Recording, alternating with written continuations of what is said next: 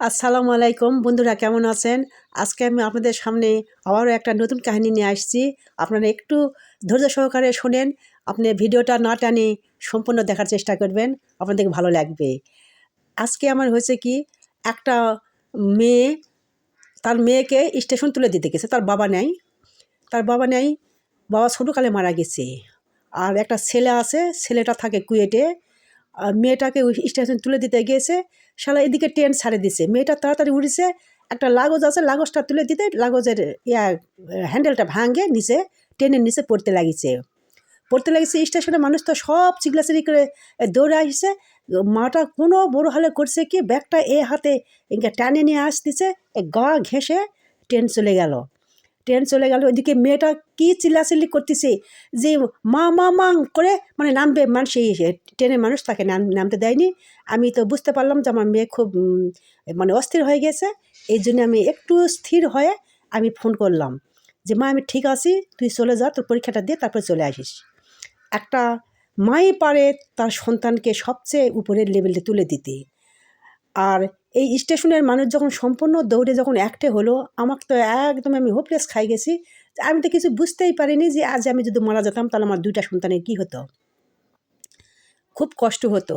তাই আল্লাহর কাছে অনেক শুকরিয়া আদায় করে ওখান থেকে আমি আবার বেডিংপত্রগুলো নিয়ে বাড়িতে চলে আসলাম। এদিকে তো আমার মেয়ে খালি কলের উপর কল দিচ্ছে, মা তোমার কিছু হয়েছে নাকি? না বাবা, আমার কিছু হয়নি।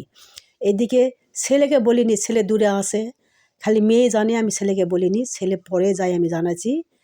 মানে আমি স্থির হই, আমাকেও খুব খারাপ লাগিছে। আর এই খারাপ লাগার মাঝে কিন্তু আমার একটা আনন্দ আছে যে আমার মেয়ে পরীক্ষা দিতে যাচ্ছে, তাকে আমি টেনে তুলে দিতে পারিছি, জিনিস না তুলে দিই। তো মেয়েকে তুলে দিয়ে আমি ধীর স্থিরভাবে আসে মেয়েকে আবারও ফোন দিছি। মেয়ে তো খুব কান্নাকাটি করতেছে। আমি মেয়েকে এমনভাবে সান্ত্বনা দিছি, মেয়ে মনে করছে যে মায়ের আমার কিছুই হয়নি। তো ভাইরা দেখেন, পৃথিবীতে মা ছাড়া সন্তানের আর কেউ থাকে না, বাবা আর মা। বাবা যদি না থাকে, সম্পূর্ণ দায়িত্ব তার মায়ের উপর আসে। মাই পারে তার সন্তানকে একমাত্র উপরের সিঁড়িতে তুলে দিতে। তাই আপনারা মাকে ভালোবাসবেন। যদি মায়ের কোনো ত্রুটিও পান, কিছু মাকে কটু কথা বলেন না, কারণ মাই হচ্ছে স্বর্গ, মাই হচ্ছে সব।